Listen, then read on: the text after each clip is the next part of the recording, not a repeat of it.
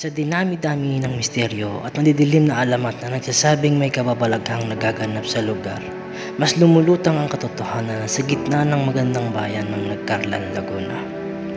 Matatagpuan ang isang simbahan na hindi lamang bahagi ng kasaysayan, kundi pati na rin ang puso at kaluluwa ng komunidad. Ang liwanag ng pag-asa sa bayan ng Nagcarlan, Laguna.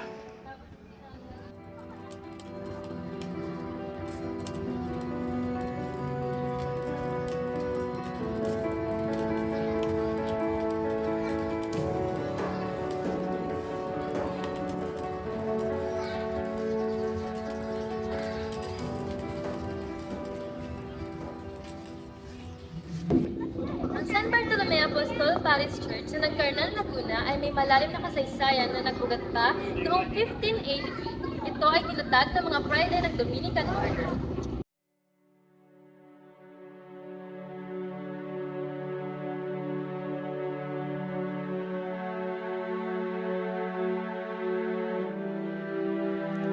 Ang simbahan ay may mga makabuluhang kontribusyon sa kasaysayan ng lugar dahil sa pagiging sentro ng pananampalataya at kultura ng komunidad.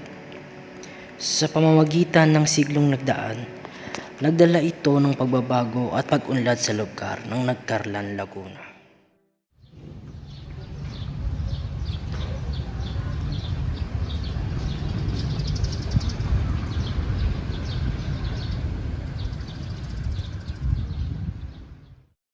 Ang arkitektura ng simbahan ay isang strukturang kolonyal ng Espanya at nagtatampok ng kombinasyon ng mga elementong barok at neoclassical na nagpapakita ng impluwensya ng pananampalataya at kultura ng mga Espanyol sa Pilipinas. Ito ay may mga detaling tulad ng mga retablo at mga bantayog ng mga santo na nagpapakita ng kahalagan ng pananampalataya ng komunidad. Sa paglipas ng panahon, ang simbahan ay naging saksi sa mga mahalagang pangyayari sa kasaysayan ng Nagcarlan, Laguna. Dito naganap ang mga pagdiriwang ng pananampalataya, kasalanan at pagluluksa ng mga taong dumaan sa bayan. Matatandaan ring tampok ang simbahan noon sa pelikulang Kampanerang Cuba ni Vilma Santos noong 1974 at ni Ann Curtis noong 2005. Kaya naman, talagang napukaw ang aming atensyon upang alamin kung bakit sa dinami-raming matatayog at makukulay na simbahan ay dito nila napili sa San Bartolome Apostol Parish Church, Garapin ng kanilang pelikula.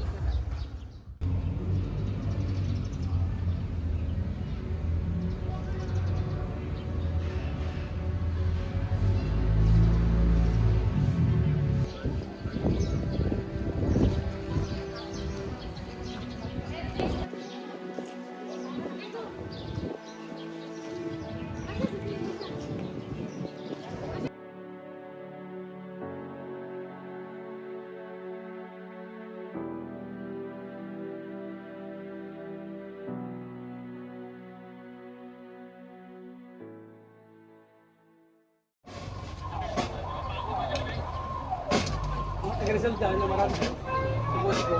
Nag-10 po yung ano ah. Yung huli ng Hindi ko nasa ulit. dito. Yung.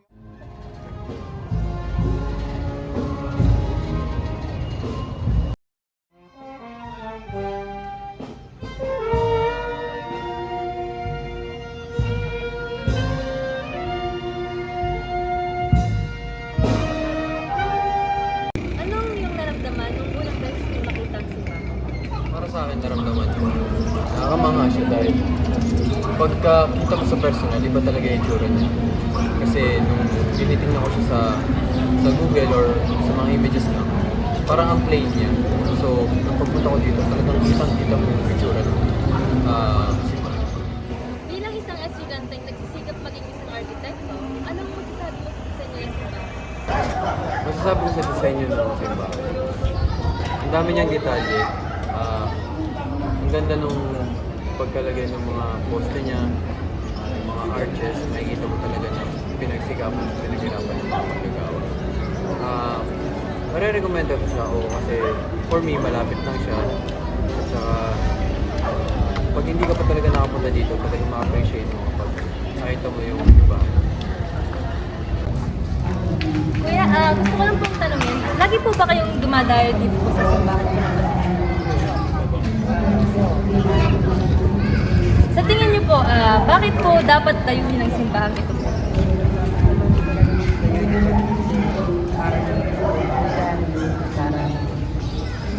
Para hindi kang diskriminasyon sa ating katoliko ginadaan sa simbahan. Minsan kasi ito talaga simbahan talaga to. Simba tayo.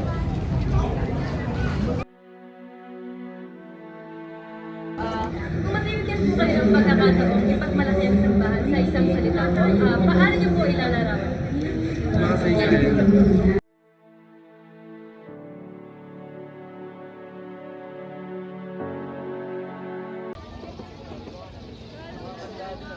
Ang Santa Cruzan ay isang makabuluhang kaganapang Pilipino na ipinagbirimo sa mga bayan at lungsod sa buong bansa na nag-ugat sa kasaysayan at relihiyon.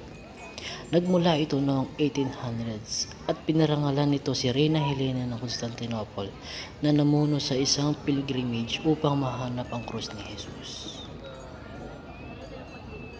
So, tita, gaano katagal niyo na po ginagawa yung ganito po? Sumasama lang ako, pero matagal na. Matagal na po. Ano pong pakiramdam ng gawin po yung ganito? Mas para kay Mama Mary, talagang kahit alam namin mainit ba na, ay gagawin namin para kay Mama Mary lahat ito. So, kitang-kita naman pong nag-prepare po kayo ngayong araw.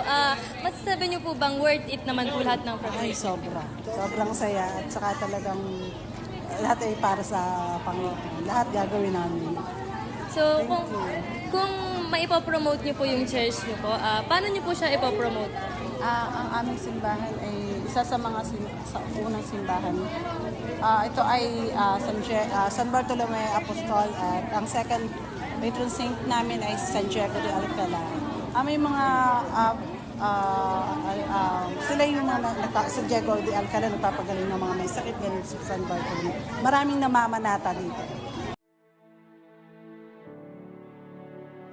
Sa bawat luhang dumanak at ngiti na namutawi sa mga labi ng mga taong dumaan dito, hindi maitatanggi ang San Bartolome Apostol Parish Church ay nagbigay liwanag at pag-asa sa mga taong nananalig.